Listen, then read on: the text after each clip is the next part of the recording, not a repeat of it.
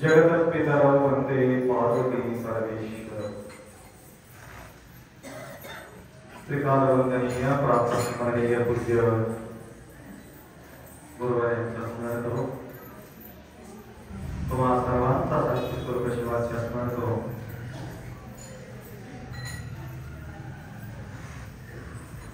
दिवाळीच्या नंतर येणारा जो काळ आपला पदयात्राचा सोहळा आहे दसरा दिवाळी आणि पदयात्रा एका मागे एक येणारा जो आपला पर्व आहे दसरा आणि दिवाळीला एक आपण काम करतो काय काम करतो दसरा दिवाळीला तुम्हाला माहिती आहे काही दसऱ्याच्या उत्सवाच्या निमित्ताने घरला सुशोभित करतो रंग वगैरे लावतो स्वच्छ करतो दिवाळीला सुद्धा काही भक्त करतात हे दोन सण आहेत स्वच्छ करण्याकरता काय करावं लागेल घर स्वच्छ करायचं असलं तर काय करावं लागते घरातलं सगळं सामान बाहेर ठेवा ते कसं तुला साफ करता सगळं बाहेर ठेवून घर खाली करो चुना लावतो किंवा धुवून काढतो स्वच्छ निर्मळ घराला हलका वाटते घरालाच हलका वाटते तुम्हाला हलका वाटते घराला मात्र हलका वाटतं मोकळं केले मला आज एक दिवस मी मोकळं झालो आणि ते काढायला लावायला म्हटलं तर आम्हाला 7-8 दिवस किंवा 10 दिवस लागतील स्वच्छ करायला कपडा धुणे अंतरणा पांघरणा धुणे काय काय सगळं एक कडून पुरा क्लिअर एकदम स्वच्छता आपल्याला दिसते तदनंतर सर्व साजरी करो दुसऱ्या दिवशीच आम्हाला या ठिकाणी जायला पाहिजे होतं 15 तारखेला परत आम्ही 16 तारखेला निघालो जाता वेळेस आपण भरून घेतो बरोबर आहे कपडा भरून घेतो खाना भरून घेतो फराळ भरून घेतो सगळं भरून यात्रा निघतो किंवा थंडी वगैरे लागते म्हणून यावर्षी थंडी बी नव्हते थंडी कुठं पडलं यावर्षी फार संरक्षण केले मनमतमध्ये आम्हाला थंडी वगैरे असेल तर सकाळी स्वेटर काहीतरी मजबूत लावून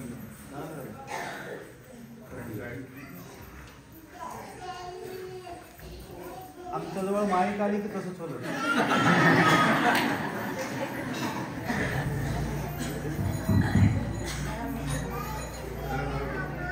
काय काय होतं बघा, भारीचं कपडा मी घातलं आणि अंगावर काहीतरी लागते. तसं चांगलं बोलायला गेले की कोण नजर लावते की काही कळत जाते. त्या प्रकारचे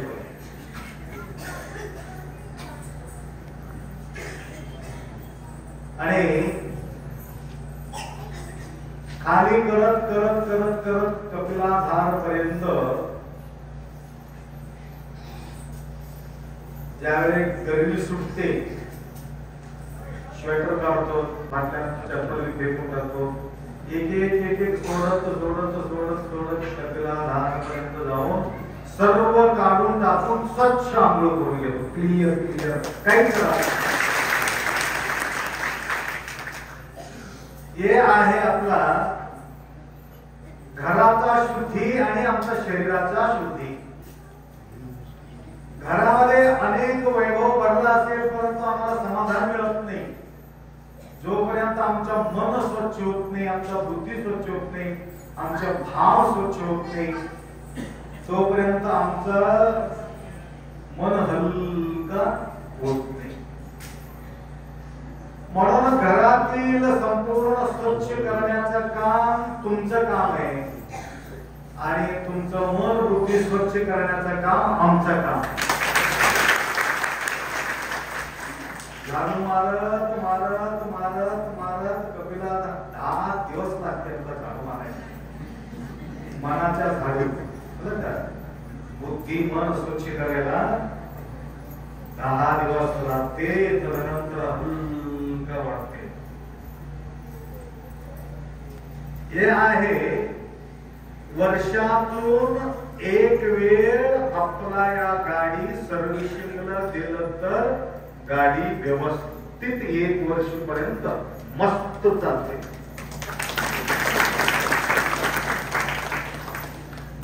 मन मोकळं, शरीर मोकळं, बुद्धी मोकळं, चित्त मोकळं, सर्व क्लिअर क्लिअर हलकं. जे जे काही प्रवचन ऐकले त्याचे मन मोकळं राहते.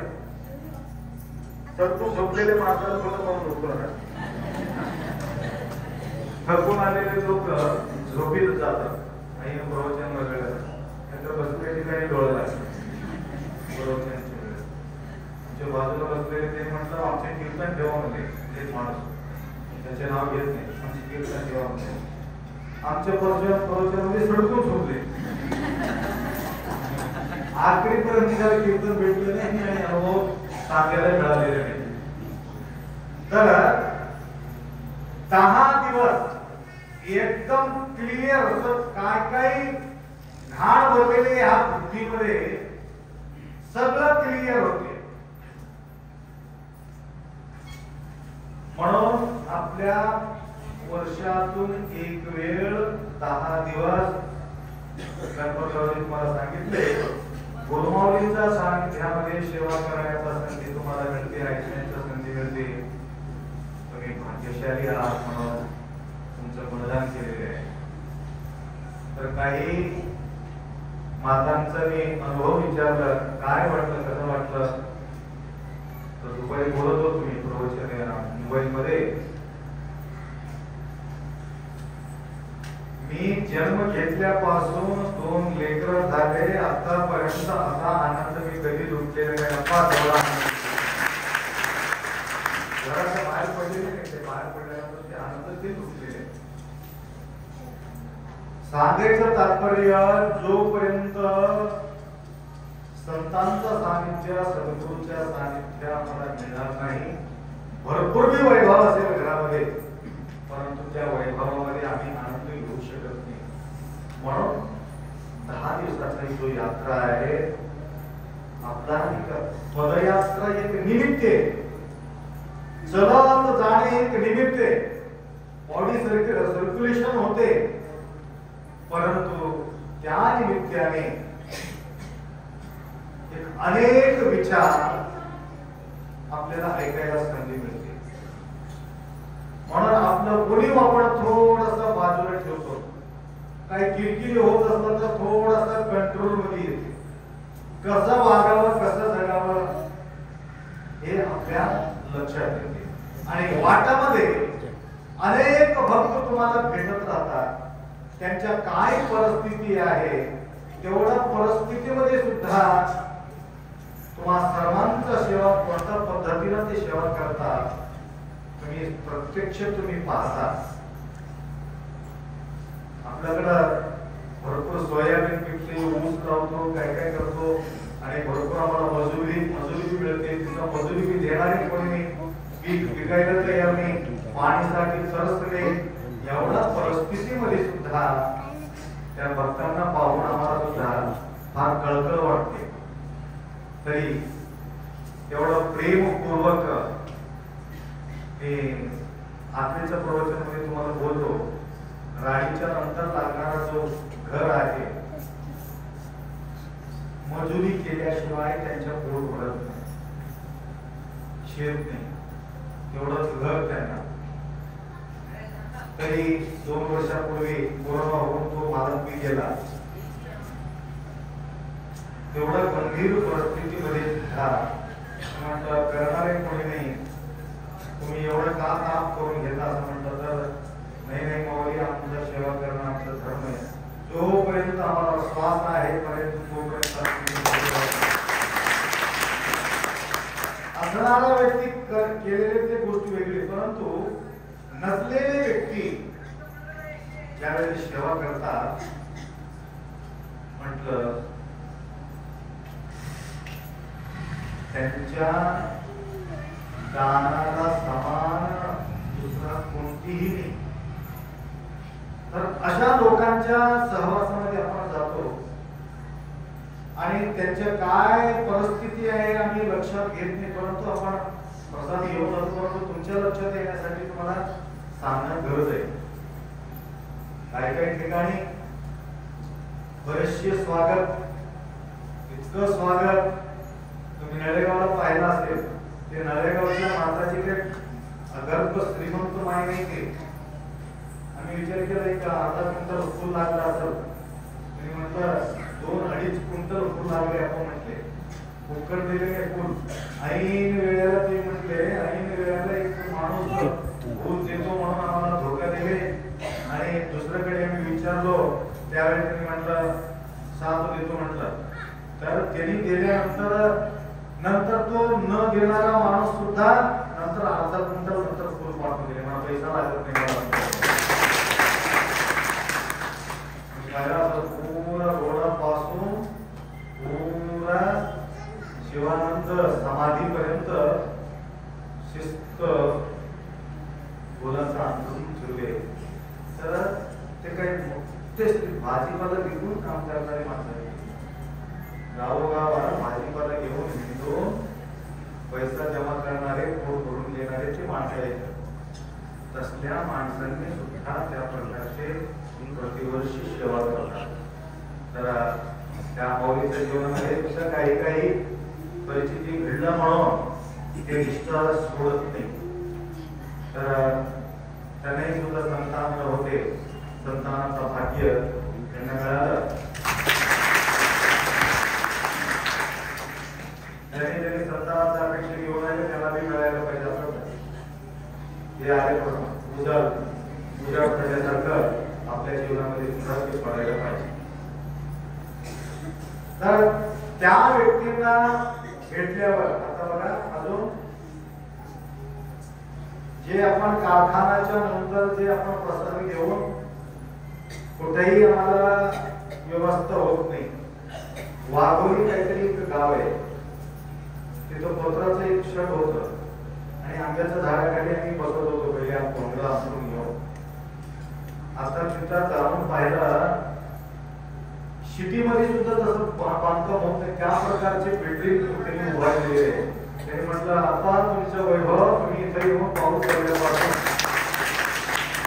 ते वैभव आमच्या डोळ्याला दिसू लागलेले आहे. याच्यामध्ये एवढा परिस्थिती परिस्थिती असताना त्यावेळी आमचं ते सेवा सोडलेली नाही. तर या प्रकारचे परिवर्तन या मार्गस्थ होत असताना आम्ही पाहिलो. तर त्यांच्या प्रेम महत्वाचं आहे. काहीतरी मिळते म्हणून ते केलेले नाही, परंतु ऑटोमॅटिक त्यांना मिळत गेले ते गोष्ट वेगळी. प्रतिवर्ष आपण दिंडी काढण्याचं काय कारण असेल? 5 वर्षाला किंवा 12 वर्षाला किंवा 21 वर्षाला एकदा दिंडी काढलं तरी जमत होतं. दरवर्षी काढण्याचं काय कारण असेल? तर एक उदाहरण सांगतो. मला प्रवचन करायला सुद्धा वेळ मिळत नव्हता वाट्यामध्ये. तर एक 4 मित्र होते म्हणे. कथा सांगतो तुम्हाला. 4 मित्र होते. 10वी क्लासमेट. 10वी क्लासमेट असताना 10वी पास झाल्यानंतर रूट चेंज होते. कोणी सायन्स घेतात, कोणी कॉमर्स घेतात, कोणी काय काय घेतात, कोणी काय घेतात, वेगळं वेगळं निवडतात. ते सर्व मित्र मेहनत करून नंबर 1 मध्ये चौघही पास झाल्यानंतर एक हॉटेलमध्ये गेले. हॉटेलमध्ये कळलं आणि एवढा खाऊन पिऊन सुद्धा हॉटेलमध्ये शिरत होते लोक. काय विचित्र म्हटलं मी, काय पोट म्हणावा काय काय म्हणावं. तर वाट्यामध्ये कोणीतरी ऊसाचा रस पाजले म्हणा सगळ्यांना. विकणारा माणूस सगळ्याला ऊसाचा रस पाजले. बघा किती भक्तिभाव असतात. एक हॉटेलमध्ये बसतो, ऑर्डर केलं. जे आनंद देतात बघा ते वेटर काय होतं ते सारखं दिसले आणि सगळ्यांचं भाषा ऐकलं. नंबर 1 मध्ये आम्ही पास झालेले आहोत. आणि पुढे कोण कुठं जातात, कोण कुठं जातात. हायस्कूलच्या नंतर आम्ही कॉलेजला कोणी नांदेडला गेले, कोणी लातूरला गेले, कोणी पुण्याला गेले, कोणी कुठे गेले, असं आम्ही जाणार आहोत. परंतु अजून 20-25 वर्षाच्या नंतर लक्षात आलं का? अजून 25-30 वर्षाच्या नंतर आपण या हॉटेलमध्येच यायचं. 40 वर्षाच्या नंतर या हॉटेलमध्येच आपण येऊन बसू आणि आमच्या जीवनामध्ये काय काय परिवर्तन झालेले आपण चर्चा करू असं म्हणून ते बोलत होते. म्हटलं 40 वर्षाच्या नंतर हे या हॉटेलला येणे, यांच्या परिस्थिती कसं असतो काय तो वेटर ऐकून घेतला. नंतर बघू मी 5वा एक माणूस आहे. 40 वर्षाच्या नंतर मी बी जिवंत असेल तर यांच्या परिस्थिती काय आहे मी बी बघावं म्हणून त्यावेळी मी बी या हॉटेलमध्ये हजर राहावं म्हणून तुम्ही संकल्प केला त्यांनी. आणि नंतर ते विचार केले. करेक्ट टायमिंग दिले त्यांनी 12:30 पर्यंत. 12:30च्या आत सर्वांनी या ठिकाणी विजिट द्यायला पाहिजे. ह्याच्यात कोणीतरी उशिरानं आलं तर हे हॉटेलमध्ये झालेले जो चार्ज आहे त्या दिवशीच 40 वर्षाच्या नंतर होणारा जो खर्च आहे, आखरीला येणारा माणूस काय बिल भरून घ्यावं. उशीर केलेले माणसं बिल भरून घ्यावं असं नियम केले.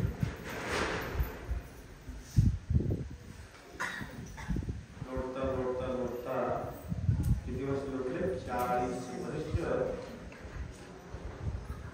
लोटून गेलं.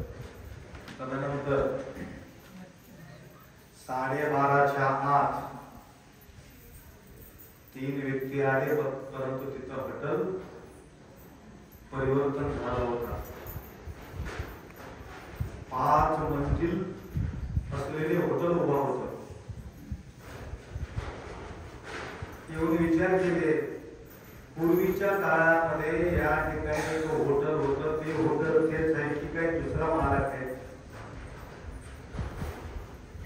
हॉटेल तेच आहे, मालक दुसरं आहे. मालक दुसरं असलं तर काय आहे, आपल्याला हॉटेल ते आहे ना, झाला म्हणून ती घरी जाऊन बसले. वेटिंग केले परंतु यायला तयार नाही. त्यानंतर ऑर्डर केले, आठले त्यांनी आलं तर बिल कसली त्यांना भरते म्हणून काय काय मागायला पाहिजे सगळं आणून घेतलं. ओढ भरून शिस्त.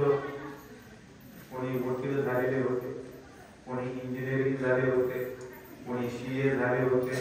त्या प्रकारचे एक एक व्यक्ती एक पदावर गेला होता.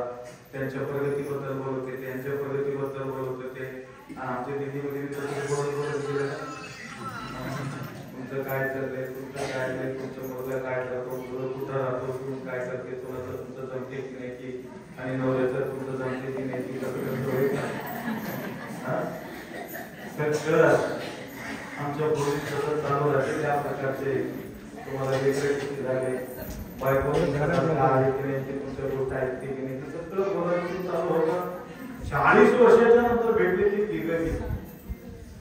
नंतर वाटलं आमच्या दोस्त कसं काय गेले, कसं काय झाले काय नाही, असं विचार करत राहिला. 2 वाजले, आता ते यायला तयार नाही, आता निघून असं म्हणण्यामध्ये मर्सिडीज गाडी आली. समोर एक लाल बत्ती लावलेली गाडी आहे. एक युवा व्यक्ती म्हणजे 25 उमरचा एक मुलगा त्याच्यातून गाडी म्हणून खाली उतरलं. डायरेक्ट येऊन त्या तिघाचा पाय पडला. कोणाच्या? त्या दोस्तांचा. तिला पडल्यानंतर ते घाबरते. मोठा कलेक्टर आहे, DSP आहे, SP आपल्यामध्ये DSP SP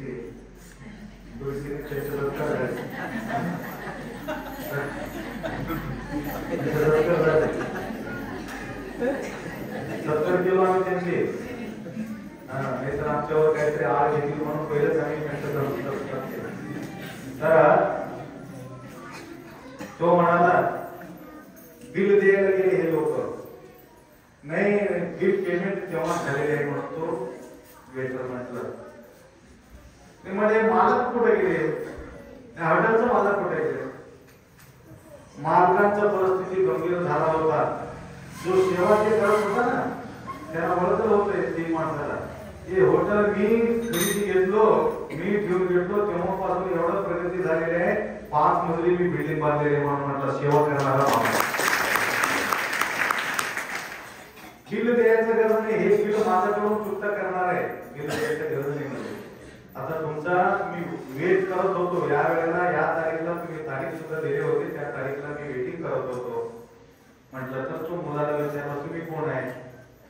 त्यावेळेला तिने कथा सांगितलं, माझा वडील येऊ शकलेले नाही, परंतु माझा वडील भयानक आजार पडला आणि भयानक गंभीर परिस्थिती होते, मोजमजुरी करून आणि त्यांना काम मिळालं नाही, काय झालं नाही, तर त्यांना एवढा इतका परेशानी होऊन मला अभ्यास करायला लावले.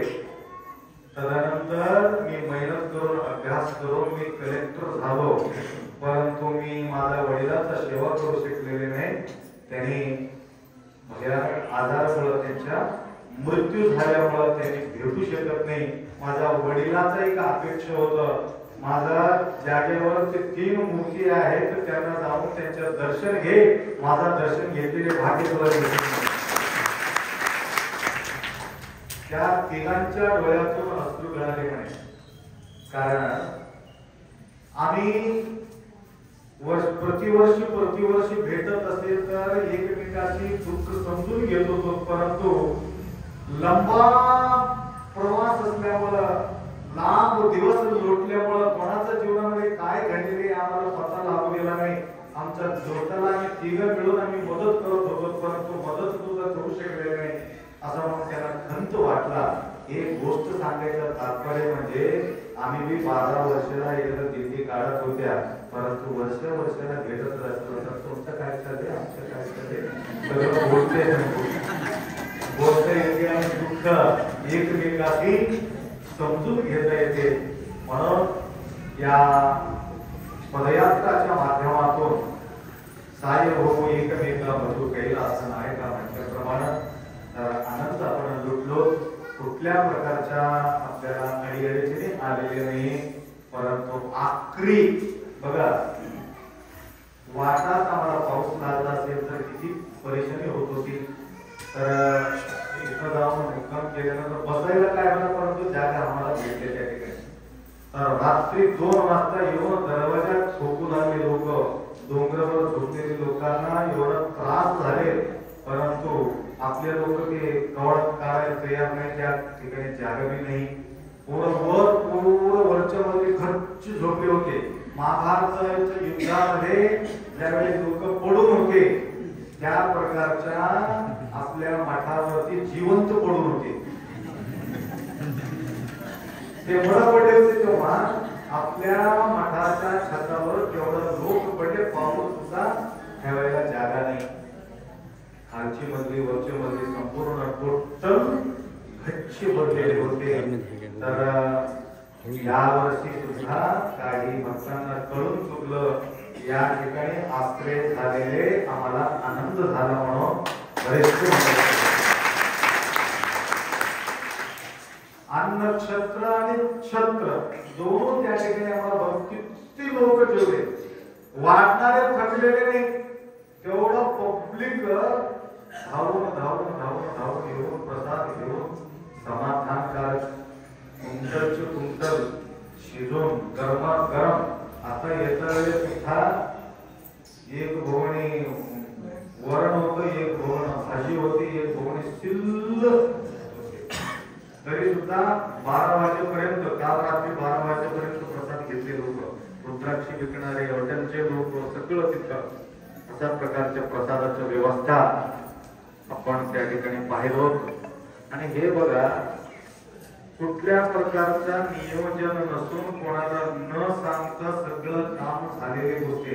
कोणाला मी पोहा करून करा म्हणून म्हटले नाही, कोणाला चहा करा म्हटलेले नाही, आणि एवढं सगळं व्यवस्था करा म्हणून कोणाला सूचना न देता तेवढे व्यवस्था आपल्याला त्या ठिकाणी झालेले आहे.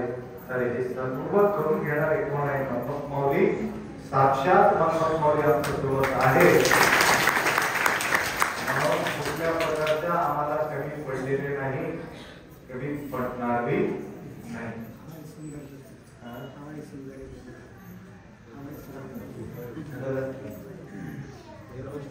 हवाई सुंदर आहे, हवाई सुंदर तिथं आले होते, हवाई सुंदर इथं.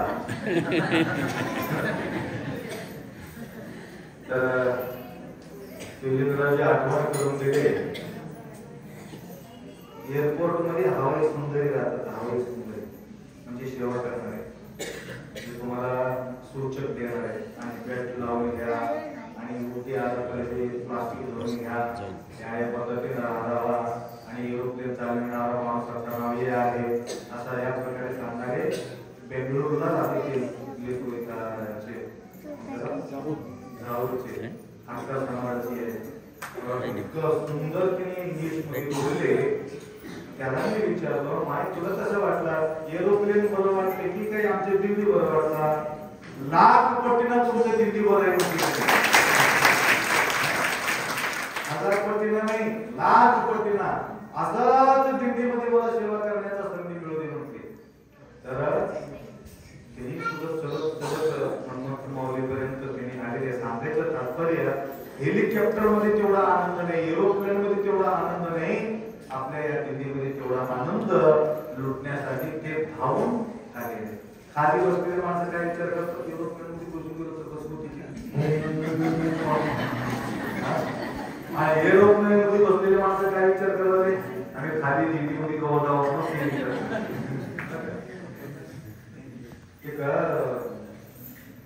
हे होते म्हणते. काय म्हणतात? काम काम करणार आहे, गौंडी बिल्डिंगचं काम चालू होतं, मिस्त्री इतकी काढणे, रेती घालणे, ते सगळं.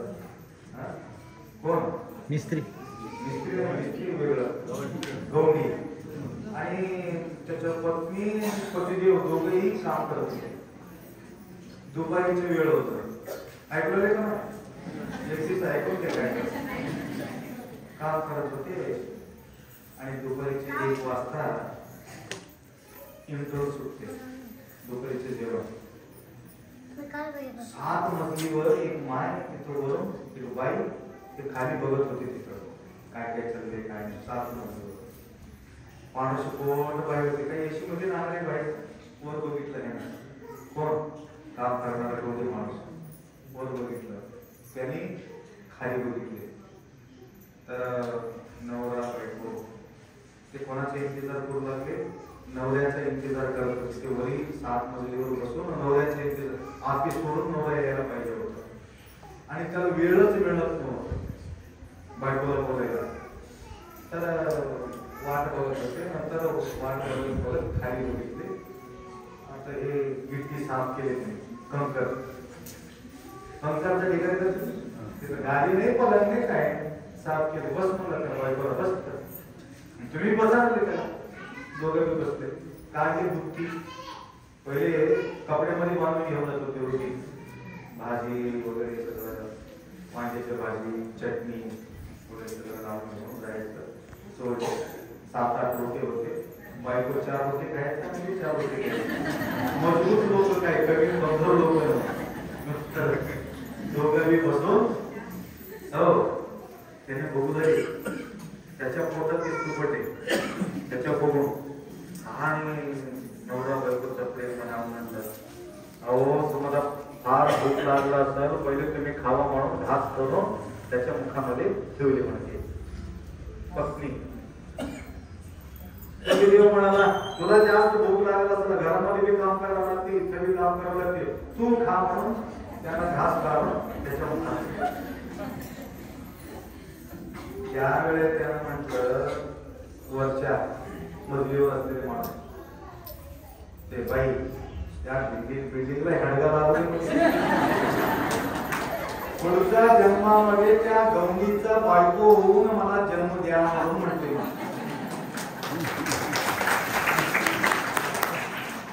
कोणाच्या काम करणारा माणसाचा बायको होऊन मला जन्म दे देवा म्हणून देवाला मागणी घातली. मला येशूमध्ये असलेली बाई काही कमी नाही, परंतु अपेक्षा काय केली? गिट्टीवर बसून त्यांच्या हातानं अन्न खायचं, गोडी त्याला भारी वाटलं. आणि हे गवणीच्या मनात काय बसलं, देवा तुझ्या जन्मामध्ये असं बिल्डिंग दे, कसला बायको दे, असलं बिल्डिंग दे, तसला बायको दे, असं म्हणून हे गवणी होते. ते बायको म्हणाले, पुढच्या जन्मामध्ये या गवणीचा बायको होऊन जन्म घेऊ दे म्हणून. तसं एरोप्लेन मध्ये जाणारे माणसं काय म्हणाले, आम्ही दिंडीमध्ये खालून चलत जाऊ म्हणून ते म्हणाले. आणि दिल्लीमध्ये जाताना एरोप्लेन बघितले हे लोक, त्याच्यामध्ये कवा कसं आहे एरोप्लेन काय, बरोबर आहे की नाही? या पद्धतीचं आपलं जीवन खालचं वरचं बरोबर आहे, वरचे खालचं बरोबर आहे. परंतु एवढा आनंद लुटणारा व्यक्ती ज्यावेळी खाली येऊन भजनाचा आनंद, सलईचा आनंद लुटण्याचा जो हवा घेत असतो, आणि हे परेशानी त्याला परेशानी वाटलेले नाही. तुम्ही भाग्यशाली आहात, तुमच्या पतिदेवाला सुद्धा अर्ध पुण्य मिळते. कसं त्याला पुण्य मिळते? तुम्हाला पाठवून दिले म्हणून त्याला पुण्य मिळते. आणि तुमचं पतिदेव ऐकलं असलं तर पुढच्या वेळेला अजून पाठवून दिले म्हणून बोलायचंय आता. म्हणून मोकळं देणं सुद्धा पुण्याचं काम आहे. म्हणून काही सतीला पाठवलेले पती, कोणी पतीला पाठवलेले सती, सहयोग दोघांनी दिलेले आहेत. कोणी कोणी आमचे अध्यक्ष महोदयासारखं पत्नी के साथ ते निघालेले आहेत. तर हे आनंद लुटण्याकरता वर्षातून एक वेळ हे आपल्याला सर्व्हिसिंग करून घेणं फार गरजेचे आहे. एकदम शरीर शिथिल होऊन जातो आणि बुद्धी स्वच्छ होते. एवढंच नाही, त्या काळामध्ये ज्यांनी आपल्याला सेवा केलेली आहे, सेवा केलेले भक्तांचं संपूर्ण सहयोग त्या ठिकाणी, त्या कपिलाधार क्षेत्राच्या ठिकाणी तुमचा नैया पैसा त्या ठिकाणी पोहोचलेले आहे. आणि गेल्याबरोबर पप्पा 1000 रुपये मंजुरी किती झाली? आता देणाऱ्याने पैसे दिले, 40 पैसे वर टाकण्यासाठी दिले, परंतु खालचा जो दगड उतरलो ते आपल्या स्वखर्चाने झालेले आहेत. वरचा जो पैसे आहे टाईप्स यशवंतराव पाटील लातूरचे त्यांनी दिलेले आहे. तर त्याला अंतरायण्याकरता वरी झाकण्याकरता म्हणजे बसविण्यासाठी 5,35,000 रुपये मंजुरी झालेली आहे.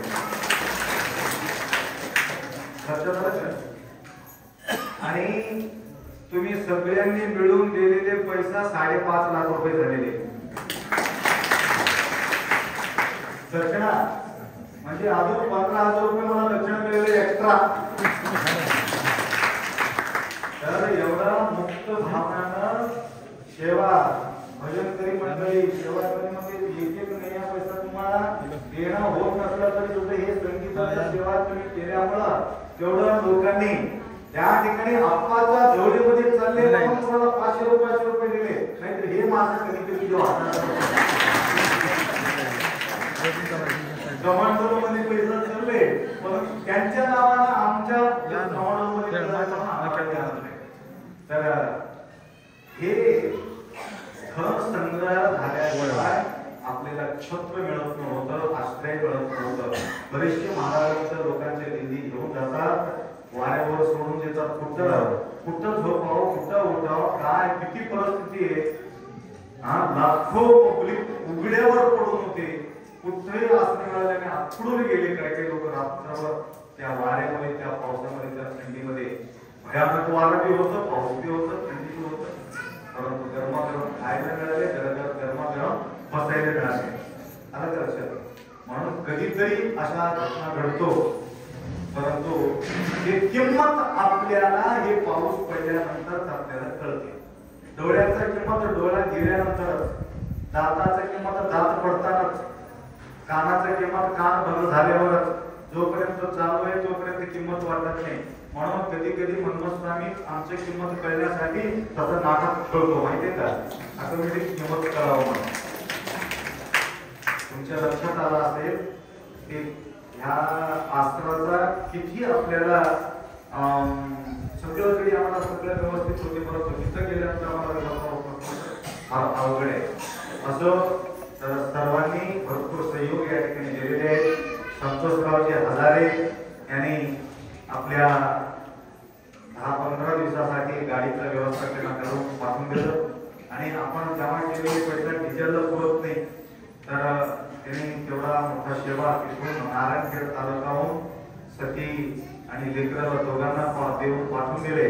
आणि ड्रायव्हर साहेब सुद्धा फार सुंदर असल्या प्रकारचा ड्रायव्हर हमेशा मला मिळो म्हणून सगळे लोक. कुठे आहे ड्रायव्हर साहेब? आहे का?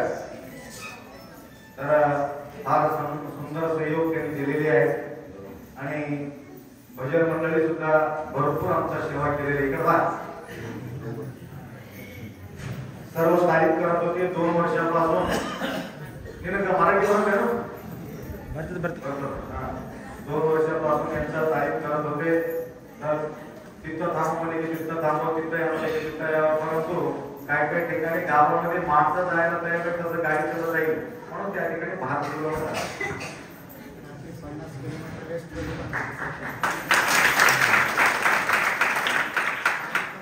इकडून आकड निंदर सचिन आकड निंदर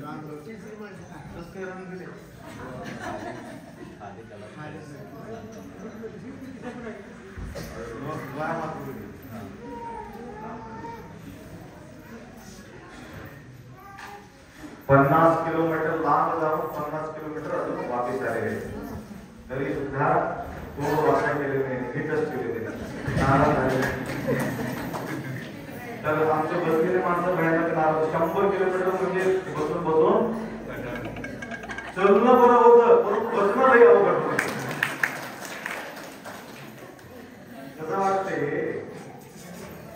दिंडी संपल्यानंतर जेव्हा कधीच लाईनमध्ये बसून नसावं. डिलिव्हरीच्या पिरियड मध्ये मायला तसंच वाटते ना, पुढचं लेकरू होऊ देईचं म्हणजे मग अजून माझा जवळ येते आपण 2च लेकरं झाले तसं आपल्याला प्रतिवर्ष नारा करतो, अजून लवकर समोर उभा करतो. असो त्या प्रकारच्या वैराग्य आपल्याजवळ निर्माण होते. एवढंच नसून तर आज विशेष आज बघा नारायणजी तिकडून धर्माबादून मला फोन करत होते. तर मी होतो तिथं 10:30 वाजेपर्यंत कपिला झाला. लग्न आहे इथे 1 वाजता. कुठं? धर्माबादला. धर्माबादला 1 वाजता लग्न. आम्ही कपिल धारला 10:30 वाजता आणि तिथं लोक सोडायला तयार नाही. तर कसं तरी करून आम्ही गाडीमध्ये बसलो. 2-2.5 तासामध्ये मुंबईला आलो. 2.5 तासामध्ये एरोप्लेन सुद्धा तेवढं स्पीड जाते की नाही. 180 किलोमीटर स्पीड होतं. तर तिथे येऊन त्या कोंडीबा मस्करे यांना दर्शन देऊन तदनंतर धर्माबादला जाऊन आमच्यासाठी 1 वाजता लागणारं लग्न 2:30 वाजता ते लग्न लावले. तर जाऊन त्यांना आशीर्वाद देऊन इथे यायला आपल्याला एवढा वेळ लागला. तर इथं सगळं सडकून पाऊस आहे म्हणे. 40 झाड पडलेले आता सगरोळी फाटा ते शिंपाळा का शेवाळापर्यंत 40 झाड. 40 झाड पडले म्हणून वाटामध्ये गाडी यायला अवघड झाली. पाटील येत होते, परंतु हे आपले हे झाड आला कोणाला या झाडाला काय झाले म्हणजे तुम्हाला तुमच्यावर एवढा मोहम्मद मौली काळजी घेतो, एवढा आम्ही शोभायात्रा काढलो, परंतु एक तंबूरला शोभायात्रा व्हायला गेलो तर समाधान होत नाही म्हणून माऊलीला वाटलं असेल. तरी सुद्धा थोडासा वारा लागला तरी सुद्धा आनंदपूर्वक कपिला पासून तंबूर पर्यंत आनंदपूर्वक आम्ही येऊन पोहोचलेले आहोत. आज आतापासून आपण घरी गेल्यानंतर आपला प्रभाव तुमच्या घरी पडायला पाहिजे आणि सावधानपूर्वक आमच्या भाषामध्ये परिवर्तन व्हायला पाहिजे. तर अशा प्रकारचे अनेक गोष्टी तुम्ही वाटामध्ये तुम्हाला मी पाहिले सांगितलेले आहे.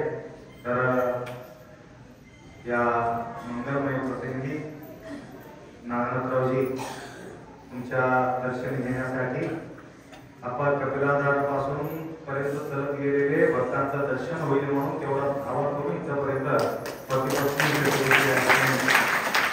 आलेले तुमच्या दर्शनासाठी. म्हणून काशीला जाऊन आलेले भक्तांचं दर्शन घेतात. कशा करतात? काशीपर्यंत तुझे हे पाऊल तिथपर्यंत गेलेले आहे. तुमचं पावलाचं दर्शन घेतलं, विश्वनाथचं दर्शन घेतल्यासारखं आम्हाला वाटते. म्हणून त्या प्रकारे सर्वांचं नाव न घेता तर अध्यक्षांचं आपण स्वागत या ठिकाणी केलेले. गणपतराव बोलल्याप्रमाणे अध्यक्षांचा सन्मान म्हणजे सर्वांचा सन्मान आहे. असो अजून एक गोष्ट, यावर्षी आम्ही 1 दिवस पूर्वी जात होतो. पौर्णिमेच्या दिवशीच आपण त्या ठिकाणी पोहोचलेले आहे. तर दिंडीला पाहण्याचा योग अनेक भक्तांना त्या ठिकाणी मिळाला. अशा प्रकारच्या वैभवाच्या दिंडी कोणी यांच्या रिकार्ड मोडू शकत नाही. म्हणून यावर्षी सुद्धा आम्हाला नंबर 1 दिंडी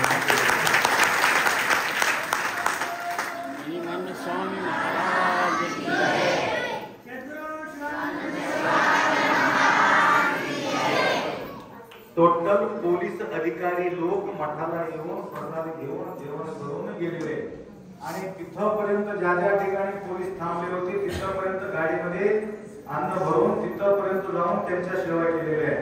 शिवराज पंडाला गळ्याला घालून घेऊन म्हणत होते, या प्रकारचे आमच्याकडे नजर ठेवलेले आतापर्यंत कोणी आमच्या सेवा कोणी आतापर्यंत करू शकले, परंतु या तंबुरेश्वर मठाकडून आम्हाला ही सेवा लाभली म्हणून मठापर्यंत येऊन आम्हाला भेट देऊन तर कोणाला बी रुकावट न करता आमचं दिंडी म्हणून त्या ठिकाणी न म्हणता सगळे आमच्या म्हणून या ठिकाणी आम्ही त्यांच्या सेवा करत आहोत. आणि एक व्यक्ती यावर्षी आम्हाला म्हणाले, आप्पा आमच्या दिंडीला तुम्ही पास द्या. आणि आम्ही जाऊन तिथं बसल्यानंतर जागा शिल्लक राहिला तर बाकीच्या लोकांना तुम्ही द्या, परंतु आम्हाला बाजूला ठेवून सगळ्याला गोळा करून तुम्ही बसू नका असं म्हटले. आता पुढच्या वर्षी हे व्यवस्था आपण करू. आपल्याजवळ पास असेल तर पहिला आपण मध्ये पास करू, नाहीतर त्या ठिकाणी पास करायचं नाही. आणि दुसरी गोष्ट, जे जे काही आम्हाला रूमच्या व्यवस्थासाठी 2-2 लाख रुपये दिलेले होते त्याला रात्रभर भिजत राहिले. यावर्षी सकाळी सकाळी रेंज मध्ये आल्यावर फोन आले आम्हाला, आपण आमच्या माणसं बाहेरच राहिलो, भिजले आम्हाला रूमच भेटला नाही. म्हटलं मला काय सोपून पडलं का, मला येऊन भेटावं, आम्हाला रूम पाहिजे बघा, आपण आम्ही आलो तर आम्ही व्यवस्था केलेली आहे. म्हटलं तर मी देत होतो.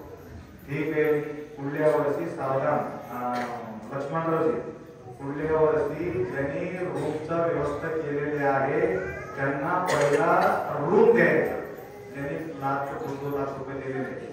आणि ज्यावेळेस शिल्लक रूम राहिला तर आपण त्या रूम मध्ये राहू. शिल्लक नसेल तर ते हॉल आहे ना, फर्स्ट मानून ठेवलेले आपल्या मी वास्तव करत असलेले याच्यामध्ये, त्या याच्यामध्ये पुरा आमच्या दिंडीसाठी तेवढा हॉल पुरा आपल्या दिंडीसाठी ते राहणार आहे. बाकीचे कोणाला त्या ठिकाणी दरवाजाचा व्यवस्था वगैरे करू, कोणी प्रवेश करून त्या पद्धतीने आपण त्या ठिकाणी व्यवस्था करायचं आहे. आणि आपण सुरक्षित राहिलं तर बघा, तुम्हाला सांगतो, एक 4-5 लेकर खेळत खेळत वगैरे समजा, त्याच्यात भिजलेले दुसऱ्या लेकरला जवळ येते की तुमच्या लेकरला येते? कोणाचं घेते? दुसऱ्याच घेते.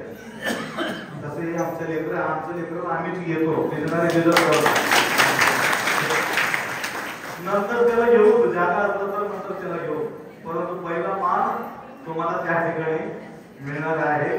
एवढा जिम्मेदारी लक्ष्मणराव पाटील मला आठवण करून द्यावा, कारण दुनियाचा भानगडी आपल्या डोक्यामध्ये राहते, मला लक्षात राहत नाही. 2 गोष्ट, एक रूमसाठी दिलेले लोकांना पहिले त्यांच्या व्यवस्था करणे, शिल्लक रूम असल्यावर त्यासाठी तिथं राहण्यासाठी आमची जिम्मेदारी.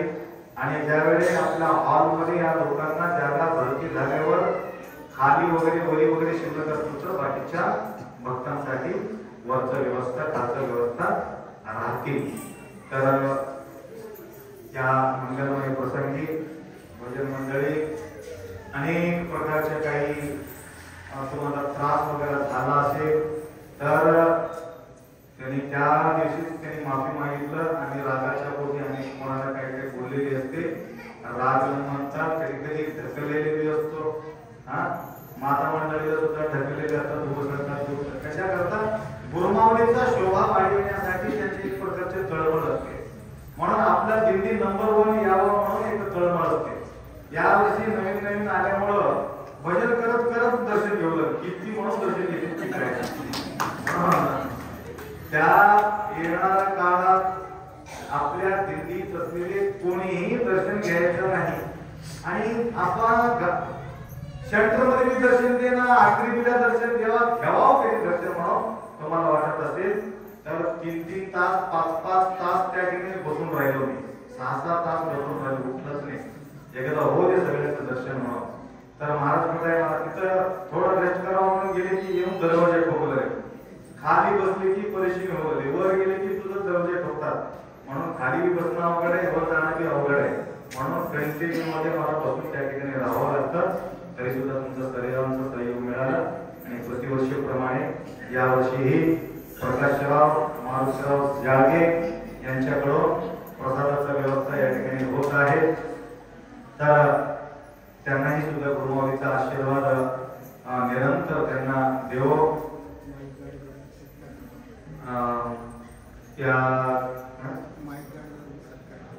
तर त्या ठिकाणी प्रभुलिंग गुलबर्गाहून माईक शर्टच्या गाडी त्यांनी घेऊन येत आहे. त्यांना सुद्धा या ठिकाणी येऊन आपल्या आशीर्वाद स्वीकार करून घ्यावं. प्रभुलिंग वंशी हरिल गुलबर्गा.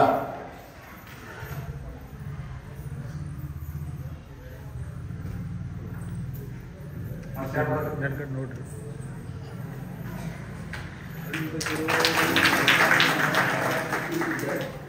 कोणाला काही अनुभव बोलायचा आहे का आपण?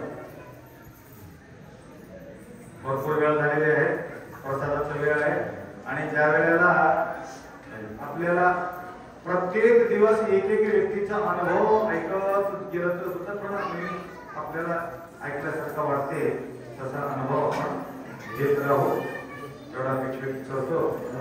हात कडे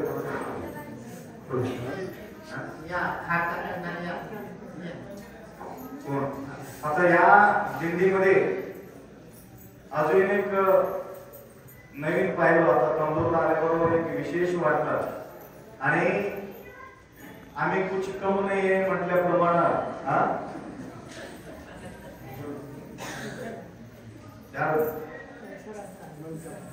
तर एवढं हिंमत केलेली आपल्या काय नाव तुझं मनीषा प्रतीक्षा आता प्रतीक्षा करण्याचा वेळ लागू दिला नाही. त्यांना अगोदरच ढोल घेऊन दणदण वाजविलेले आहे. त्यांना सुद्धा थोडा आपला सत्कार करू हिंमत करून ढोल घालून घेतले ना. संत शिरोमणी